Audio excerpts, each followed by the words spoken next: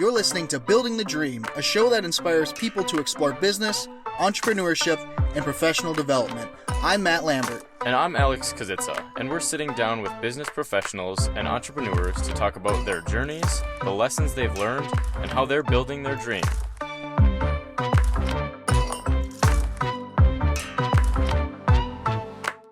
Hey guys, Matt and Alex with Building the Dream Duluth, and we're here with Ben Mork, owner of Mainstream Fashions in Duluth.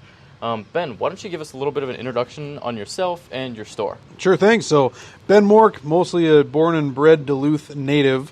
Been downtown for many, many years with the store, Mainstream Fashions for Men, which has been downtown for just over 30 years. I've been here for the better part of 2 decades and in ownership for about 7 years now.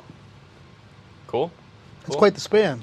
Yeah, I mean, we've had quite the good run in downtown Duluth, and downtown has been kind of one of those fun places to be for, business clientele and with great bars and restaurants and a little bit of nightlife. So we've been able to adapt to what's going on in Duluth pretty well, and it's been fun to be a part of it and see it continue to grow. Sometimes it's torn up and sometimes it's... Absolutely, yeah. For those who might not know, downtown Duluth had a major reconstruction over the last few years. Our main thoroughfare, Superior Street, was ripped up for about 4 years, and then COVID happened. So it was very entertaining times in downtown Duluth, to say the least. Yeah. And so, playing off of the road being torn up, do you see most of your business coming here foot traffic? Are people calling and ordering things, or how does that all work? Sure, and I mean, everybody had to pivot during, road construction downtown. But historically, I mean, we have always been more of a destination location. Duluth is unique in which we have a great downtown central business hub. So it's a great spot for a business professional store to be at. So for guys that are still wearing suits and sport coats on an everyday basis, it was a wonderful location where they might be in the U.S. Bank building or the Wells Fargo building, and they can just come down, grab their needs, and go. But you got tourism as well.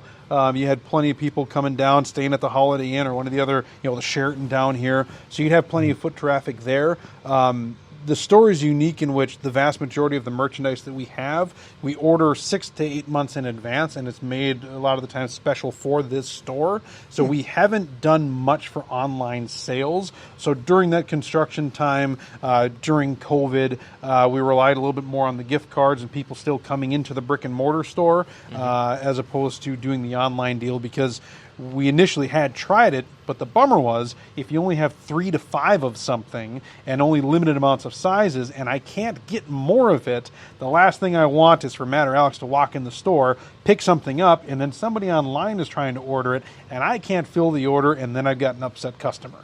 Yeah. That is rough. Yeah. Well, and I think just based on our interactions, part of the niche of the store is coming in here and having your expertise at, finding out what's the best fit for maybe your body type, or what's the best suit for your activity, and having that kind of expertise. So it's some of the the in-person experience is a lot more beneficial than just like, this suit looks good on a computer screen. Yep, and I think that's exactly it. Like, a lot of people will get their idea of what men's fashion is all about from Instagram or TikTok or Facebook or whatever, and it absolutely can be that simple to go and look that good. But the vast majority of guys have never been trained in what it takes to make something fit that well or to make it look that good. The experiences that they may have might just be at the bigger box stores out there where you're left to kind of fend for yourself. And that just turns into an incredibly frustrating time. If you can walk into a store and actually have people who have been well trained in how to fit people properly, to help them out with their actual sizes, to help them, understand that there is more than just, small, medium, and large sizes out there. It doesn't have to be a big, painful process, but it does require someone who actually knows what they're doing. And I think a problem with a lot of the big box stores that are out there, they just don't have a quality training program to make sure that their customers are getting the best experience possible, specifically when it comes to men's fashion. Yeah. Well, and you think about some of those big box stores, they've got college kids in there who work there during the school year, and then they go home for 3 months and forget everything. And they don't have the 20 years of experience in men's fashion like you do. And that's one of the things for the store too is we've been around for 30 years, but I bet we've had less than 24 employees the entire span of the store. That's impressive. The vast majority of people who come here, they have a passion for what this is. There used to be degrees in merchandising, you know what I mean? So like we had a gal that was with us for essentially the entire duration of the store. She just retired right before COVID, but she had a merchandising degree and she had a passion for retail, and she wanted to make sure that not only people looked their best that when they came in to purchase things, but also the store looked their best as well. So between my business partner Tom and I mean, we have just a wealth of knowledge that isn't maybe normal in today's society because not everyone wants to do the retail thing, not everyone wants to do the fashion thing, but for those who have a passion for it, it's a career. It's not just a summer gig. Right, exactly.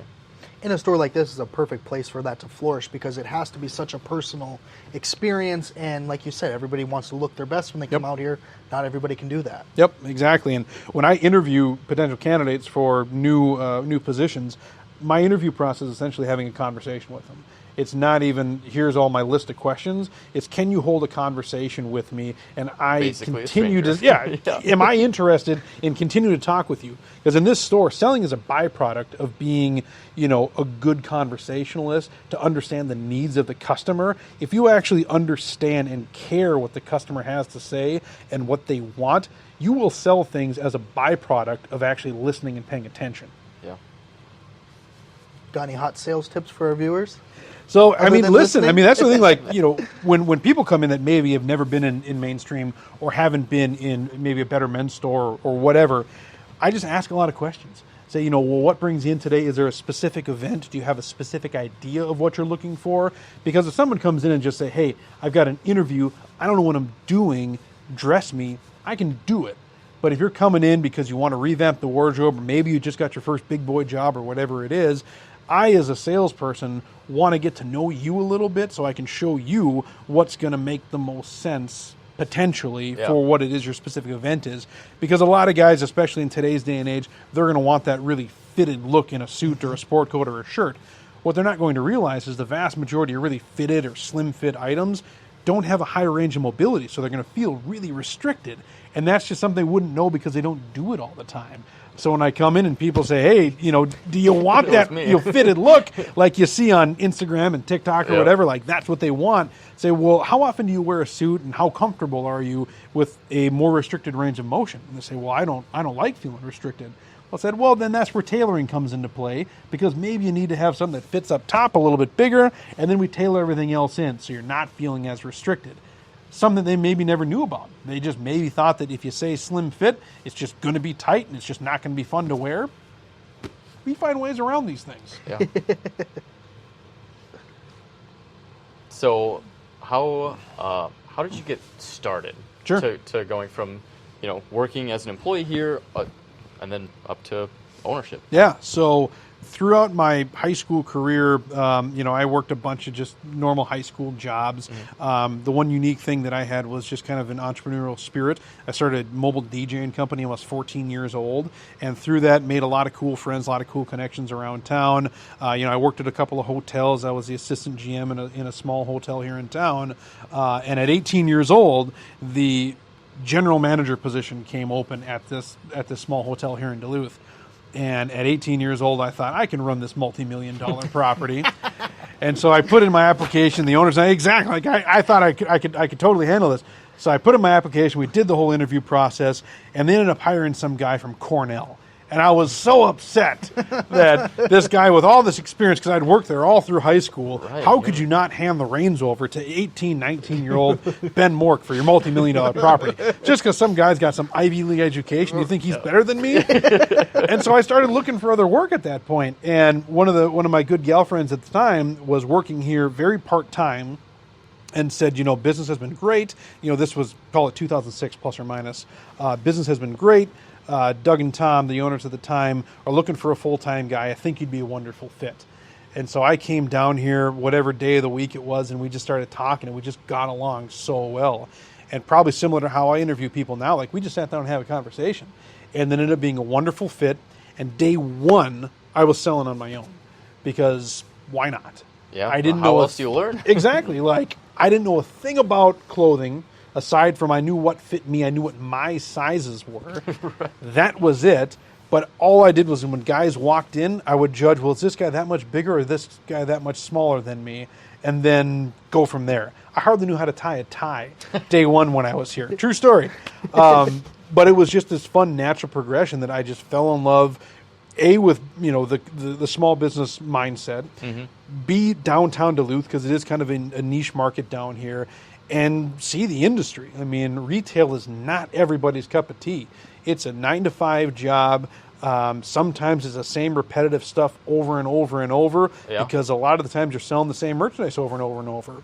But if you look at every single person that walks through that door as a new story and a new potential, outlook on a sale, it's new and fun and fresh and exciting every single day. My business partner Tom and I say, the day that you're not having any fun, you should probably turn your keys in because this will not be fun for you the day after that, and the day after that, and the day after that. It's only going to get worse. If you're not having fun, just turn your keys in. Yeah. So what do you guys do in the day-to-day operations to keep it fun then? Sure. So day-to-day, when it comes to small business, it certainly isn't all glitz and glam. Yeah. It's a lot of fun dealing with customers, day in and day out, wedding parties, proms, et cetera, et cetera, et cetera. But there's a ton of paperwork that goes into being a small business owner. There's, before the doors open, there's after the doors close.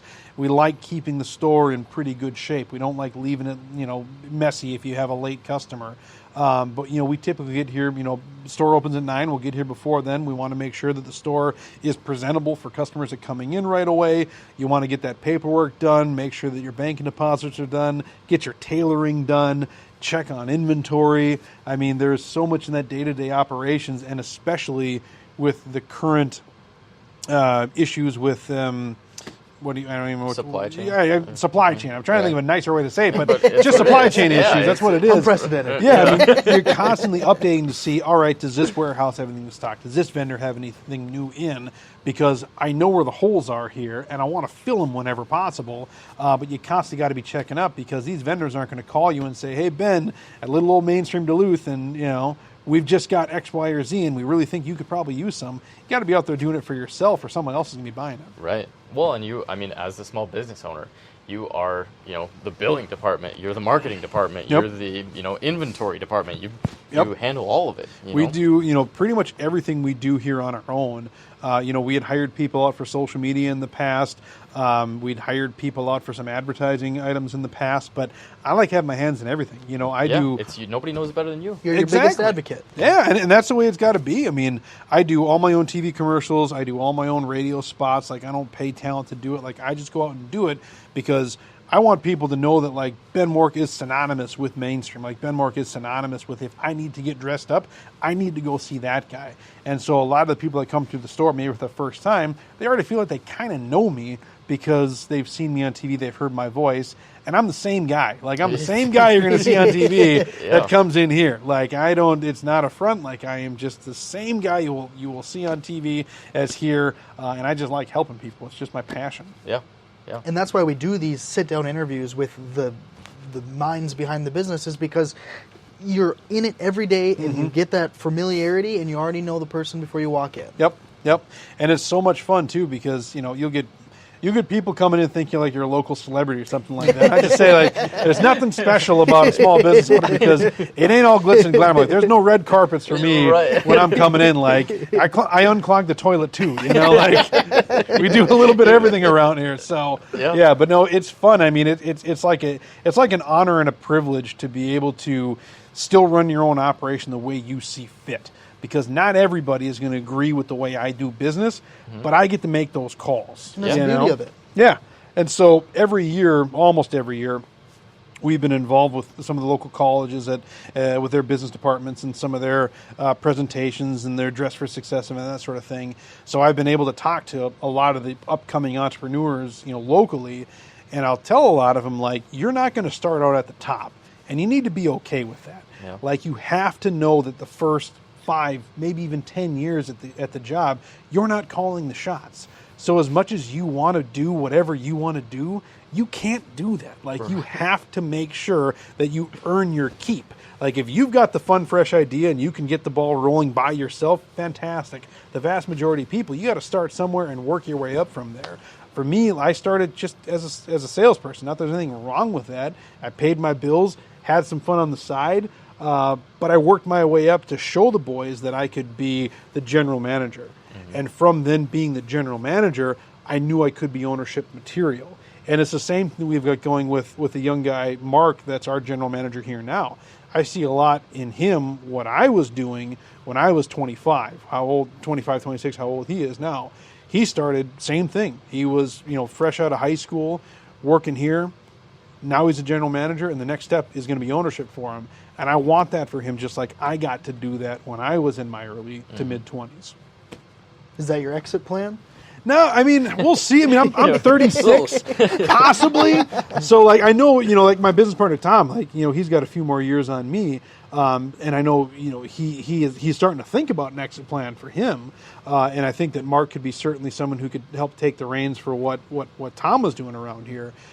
At 36, like, this isn't hard work, like running a store like this, it's mentally draining, but the stamina that's required to be on your feet all day talking with people, if you're having fun, it's just like a normal day. Yeah. So, I mean, I could do this for another 30, 40 years if I wanted to, as long as the people aren't sick of me.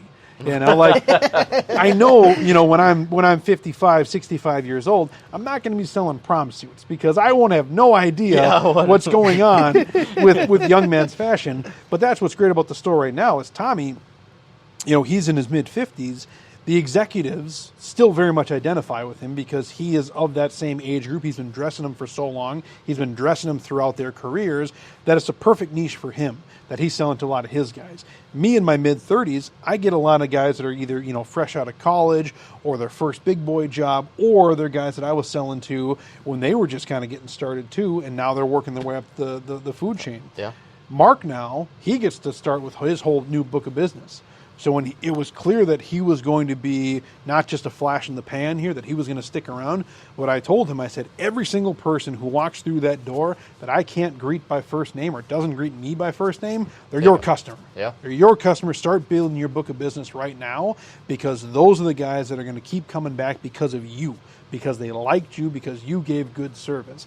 These guys that come back that I greet by first name when they walk in or they greet me by first name, I've built that relationship and I'm going to keep working with them because I've shown them that I can take care of them. It's your time to now start building your book. Yeah. Would you say the majority of your business is repeat, or do you take off people off the streets? It's kind of unique because in Duluth in general, like in the Twin Cities or Twin Ports area, the Range, Ashland, etc. There is a lot of guys that come in that they're just like a one and done customer because maybe it's just they finally their granddaughter is getting married, never owned a suit, but hey, at 75 years old, I gotta buy a suit. Yep. And there's the unfortunate reality of it. We do a lot of funerals here too. There's a lot of guys that, they just don't have much for dress clothes in their wardrobe, but that funeral comes up and they really want to look the part for it. They're going to come in and grab something. I joke outside of work, I hang out with bikers outside of work. That's my people, you know what I mean? But even bikers got to get dressed up. That's so my true. Guys out there that, that might be more comfortable in Harley-Davidson leather, they still know where to come when they need something. So I think the vast majority of the business is kind of that old 80-20 rule. 80% of your business is going to come from 20% of your clients. I think that there is a lot of truth to that, but we have pivoted our business plan a little bit over the last few years. We kind of touched on the road construction that started about 5 years ago. I was fairly fresh in ownership at that point, knowing full well that the road construction was coming, but I knew that I had an ace up my sleeve, and that was the wedding business. So most of those clients aren't coming back. It's the groomsmen. You'd hope they don't come back. Well, hey, the fun thing about it is like a lot of these guys, like they're just happy to be here because they're in the wedding and they actually get to keep something. We don't do any rentals at all. It's purchase only, but it's about in a lot of cases the same money as it would cost to rent something at one of the big box stores. So they're happy they get to walk away with something. Right. All that being said, It exposes the store to exponentially more people when you're doing 100 to 150 wedding parties a year. If you can retain 10% of those guys, that's a huge win. That's building the whole book of business for the store. And we just have to look at it as, hey, we might sell 1,000 suits this summer, but if 100 of those guys would come back and maybe turn into customers down the road, how great is that? That you just add another 100 have people. Weddings and exactly. It's just and spiders that's out from there. a perfect point, is that we don't even need to advertise our wedding business anymore, because we've been doing it for 5 years now, and we've been providing such good service that the word of mouth is just out there. We don't even have to spend money telling people that we do this now, because we've done so many, we've done them so well that they're all referral business now at this point. So while we're hoping to continue to grow that business, we're also hoping to continue to grow the retention of the people coming back in the store to turn them into either a business casual client or more suits, more sport coats, etc. in their wardrobe. And it's working. I mean, we're getting close to back to pre-COVID numbers. 2019, as I'm sure for a lot of businesses, was the best year they've ever had. And we're on pace to beat 2019 right now. Congrats. And that's pretty special. That means we haven't lost our touch, and we didn't lose our edge over some pretty extreme adversity that all the small businesses, mainstream's not special in that, but all the small businesses saw during the last couple of years. Yeah. Well, and with people working from home, and no, there weren't weddings, there weren't events. I mean, exactly. There was, so I'm sure you took a huge hit. Oh, it was brutal, and I talked to a lot of the customers. Like, we don't sugarcoat it. This teeny little store in downtown Duluth, we lost $1 million in revenue. That's just one little store, and that's a real hard number that you can chew on. This teeny little store lost $1 million in revenue during COVID. Those are the kind of numbers that you can't pull out of with one record year. So sure, it's fun to talk about what's going on in 2022 right now, but that's years of building back up. Yeah. And fortunately, my business partner, Tom, I give him a lot of credit. In fact, all the credit, because he is so meticulous with the books. The running joke here is, I keep the cash register full, he pays the bills. You know what I mean? He figures out what to do with the money. But we were on really good financial footing going into the construction and going into COVID. A lot of little guys weren't, and that's just tragic to me. That's something that occurred over this duration that it did, took out so many great men's stores. I mean, it's kind of a dying thing as it is right now, and it pushed a lot of guys out that were getting close to retirement anyways. And it could have done the same thing to mainstream too, had we overextended ourselves before COVID. Yeah. But Tommy, and again, all the credit to him, he makes sure that we're not overextending ourselves. Because I might want to buy because I like having stuff on there, but he wants to make sure that all the bills are paid, because we have this really weird habit of paying everybody before ourselves.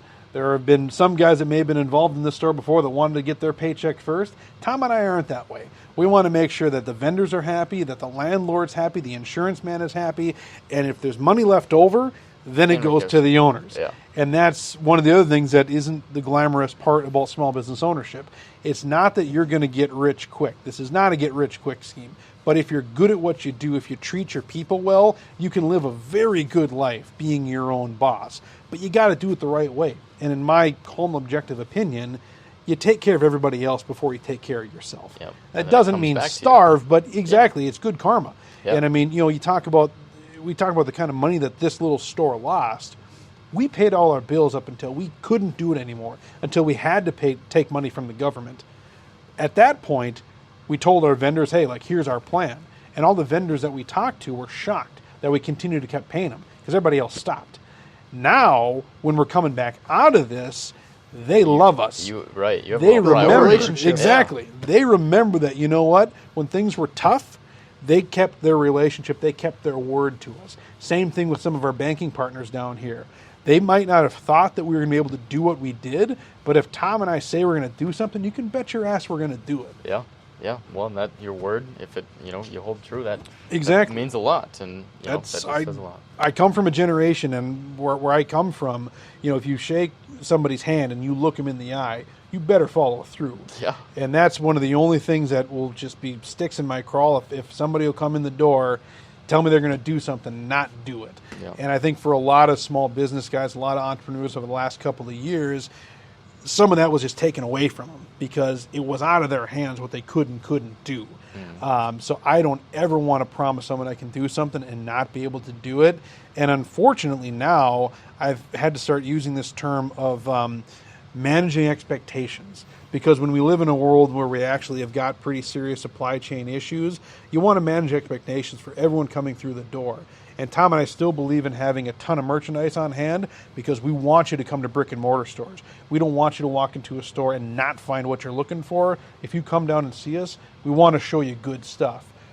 That being said, if we don't have the right item for you in the right fit or the right shade or whatever, we want to make sure that you know, like, this isn't a sales tactic. I might not be able to get that, so you might want to consider what we actually do have here, because I don't ever want to promise someone, like, no problem. 1 week, I'll have it here. Won't be an issue at all. And then they have a wedding to go to exactly. that week. Yep, they got a graduation, they got a wedding, Yeah. they got a funeral, etc. And in years past, you could say, you know what, Matt, you need X, Y, or Z, Alex, you need X, Y, or Z. No problem, I'll have it here in a week. And that was just the way it was. It's just not that way anymore. So you have to make sure that you're also doing your customers a service by being transparent with them. Because there's a difference, I think, between like being honest and being transparent. Be transparent, because it doesn't pay at all for someone to think they got swindled a little bit or they weren't told the complete truth. It just doesn't pay. Yeah. So you said one of the ways was obviously referrals. You get people to continue to come back in from weddings and things. But how else do you grow a men's store? Obviously, Sure. over the course of 2 decades, you've been able to maintain and grow. What did that take? So a lot of pivoting in the workplace. I mean, when mainstream first started, it was a lot of what we would call like high-end, like Italian casual. They did a lot of really fancy sweaters and sport coats and that sort of thing. Then it turned more suit-oriented. Now, it's probably 60-40 dress to casual. One of the things that I did personally about 4 years ago, I joined one of the local country clubs here in town. You got to go where your clients are. Yep. And a lot of the times, if you have guys that are of maybe a tax bracket that would be advantageous to have into your store, they can shop wherever they want. They shop because they got a guy that they know, they like, and they trust. Exactly. And they're not just going to walk into any average store just to check it out and give somebody a chance. They want to shop with people they like. Mm-hmm. And at the end of the day, you can go to the Twin Cities, you can go to Chicago, you can go to New York if you're doing business trips and buy stuff elsewhere. I want you to come by downtown, A, because you want to support our local business, but B, because you met me and you know me and you trust me and I'm going to take good care of you. And sometimes you just got to go where the clients are. And if that means I get to golf every Thursday afternoon, sorry, honey, I'm willing to take that sacrifice. It's something I'm willing to do. But it's been great to meet some new people. But you kind of always have to be your own brand ambassador. Whether you're going out for a drink with your wife later at night or whatever. I mean, it's easy, open conversation to be had. You got to be your own biggest cheerleader too. Frankly, if you're not excited about the business that you're in, that you're a part of, that you own, why would I want to patronize it? Like, if you're not even excited about what you do, if you don't want to share it with people, well, what does that say about your business? Like, are you that excited? Are you that proud of what you do? Like, I love this store. I love what I do. It doesn't 100% define who I am as a person, but I want to share it with the people that I run into. Yeah. Well, so go out, meet people, and tell them who you are, basically. Absolutely. Yeah, I mean, there's B&I groups, there's Kiwanis, there's Lions, there's all these different things that maybe we'll do as like a business networking thing. But for me, I like just being out in the community, just being an authentic individual, like going to Chamber of Commerce things, Greater Downtown Council, all that stuff is fun to be a part of. But I just like being out and being an active member of the community too, and just having people get to know me as a person, and then you're going to get to know me as a businessman as well. Yeah. And nothing looks better than a local businessman that also participates in his local economy. Yeah, I think it's so important. And, we do business with people a lot of times that are doing business with us. You got to scratch everybody else's back that's here. Now, that being said, there's only so many financial advisors that you can work with. There's only so many insurance agents that you can work with. There's only so many restaurants you can go out and eat. But you can bet your bottom dollar, like if I'm going out to eat, I'm not going to a chain restaurant. Yeah. Like, I'm going to a small business because they recognize me, I recognize them. We're going to continue to support each other. Like, I'm not going to go to a big box store if I need whatever. Like, it's just not going to happen. I will go out of my way to support a small business that's out there. Like, there are so many good businesses in Duluth, and even another good men's store downtown, like Ed Barbo's Columbia Clothing, right down the street. If people come in the store and I might not have something for them, say, you know what? I appreciate you coming down, talking with me, looking me up first. But if I couldn't find what you want, you're downtown, why don't you go check out another local men's store, Ed Barbo down the street. He might have what you're looking for. I would so much rather people spend their money locally, even if it's not with me, but keep it with a small business here. And that's what I'm going to always do. Yeah. Yeah. Well, and it just forms those relationships back Absolutely. and forth. Yep. You meet other business owners and you just support each other. Yep. Yeah. Yep. And it's so important that the little guys continue to support the little guys, because as the years progress, there are fewer little guys left and just some of the big guys. And one of the cool things that little men's stores around the country have seen is that even though we're all facing some supply chain issues, we're helping each other out. We've all got Facebook groups and text change that maybe Ben's missing X, Y, or Z suit for a wedding party, and the factory should have had one in by now, but they don't. Well, does anyone have an extra one to spare? And how many times that other stores can come through and help us out, and how many times we can help them out is amazing. That is so great to hear. Yep. People helping people, I tell you. It's just powerful stuff. Yeah.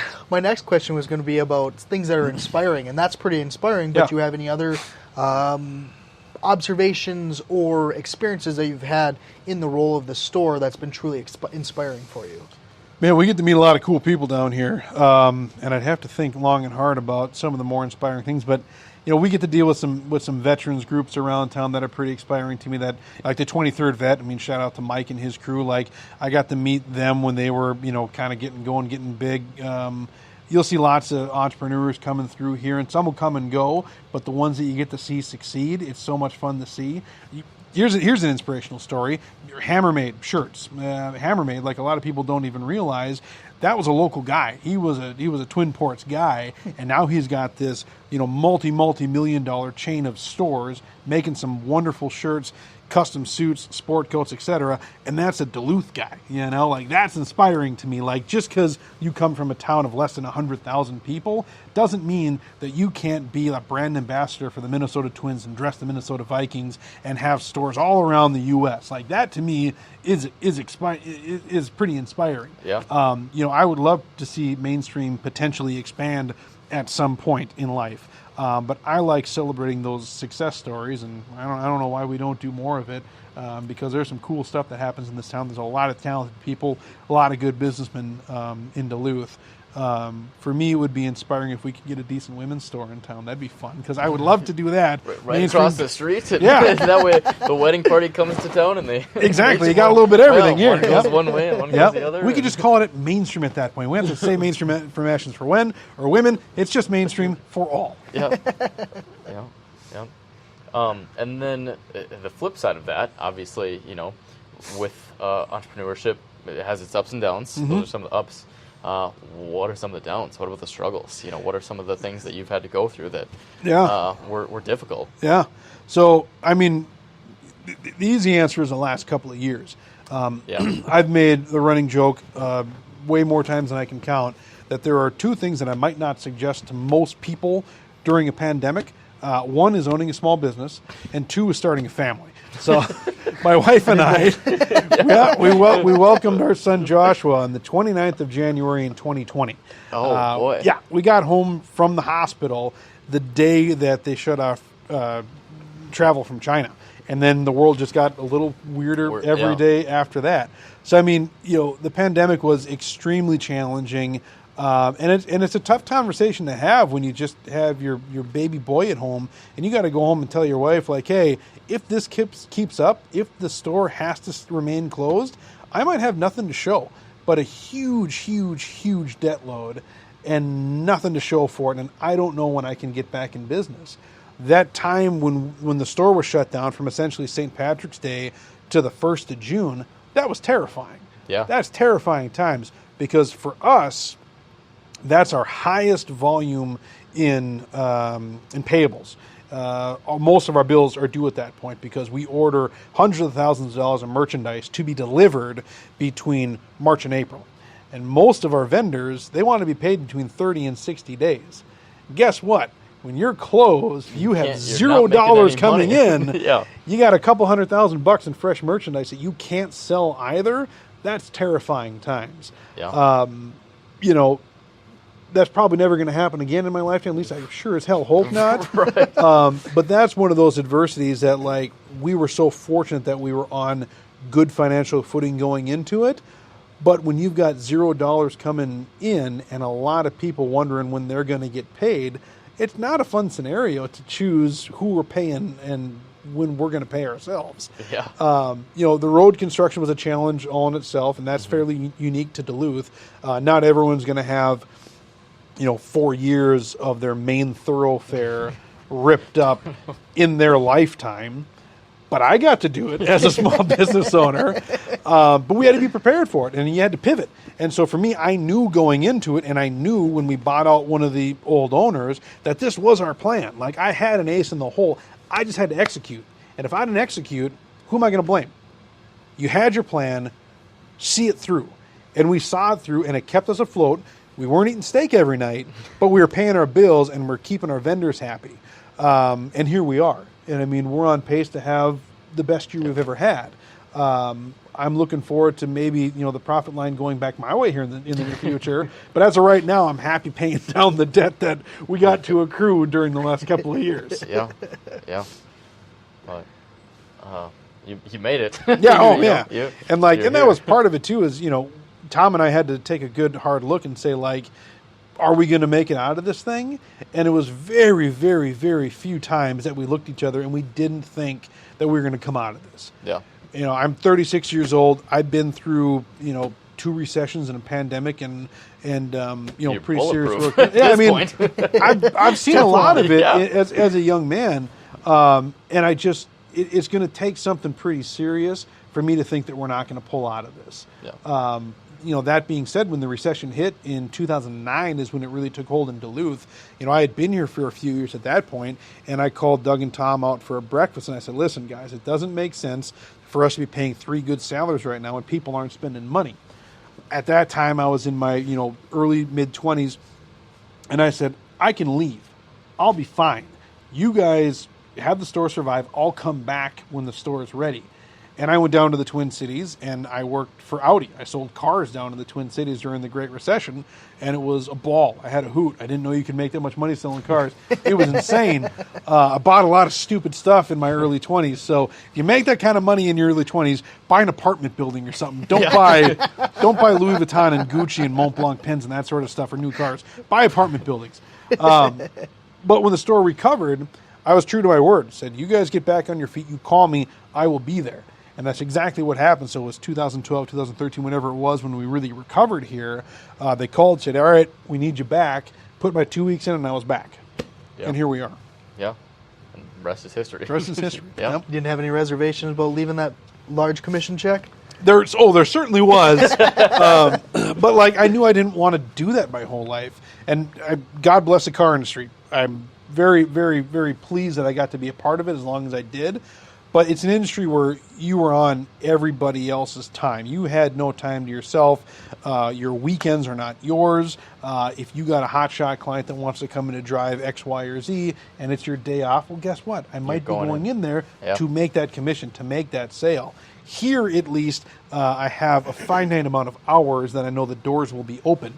Now, that's not to say I don't come in early and stay late for clients from time to time. But it's fewer and far between when you're looking at selling a $100,000 A8 or you're selling suits here. It's a little bit different ballgame. Yeah. So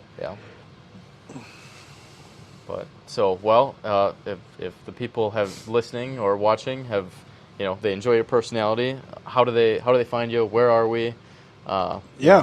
We're at 206 West Superior Street, right in downtown Duluth, Mainstream Fashions for Men, or you can check out our website, mainstreamduluth.com. We try to keep that relatively updated. I do a little bit on the social media. I've got the Instagram and the Facebook. I am too old to have a TikTok, so that's not going to happen. Too old to have a Snapchat, so that's not going to happen. But feel free to look us up on the Facebook, on the Instagram, and I'll try to keep relevant as much as possible. Yeah, or just come check it out. I mean, there's a lot of cool stuff in here.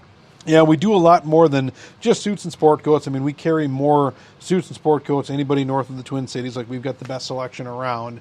But we do a lot of great casual wear too. I mean, most of the days I'm wearing a vest and a button up, or we'll wear jeans and khakis half the time here because we sell some great casual attire. We've got our own private label of shirts. Like, we've got some really cool, unique stuff here that you're just not going to see at a lot of other stores. And that's one of the things that makes Mainstream so special, is that when you walk in here, you're not going to see the same stuff that you've seen at all the big boxes that you may have been to in the past. Shopping at a better men's store is a more unique experience because you're going to see more unique merchandise. Right. It's not going to be your everyday X, Y, or Z, and it's not going to be the crappy boxy fit that you've had going to, perhaps a big box store in the past. You're going to find stuff that fits your body type well, that fits your budget well, and that you're actually happy with how it looks. And the expertise that Yeah. you provide and Yep. that your team provides. Yep, exactly. And I mean, like, you look at it, between myself, Tom and Mark, I mean, we've got over 60 years of experience just between three guys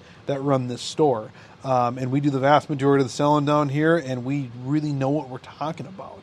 I've told this story many times before that, like, one of the biggest compliments that I can have as a small business owner is my Google review rating. Yeah. And we got a 4.9 rating on Google. Like, that's got to tell you something, Yeah. that we actually kind of know what we're doing down here and we enjoy what we're doing.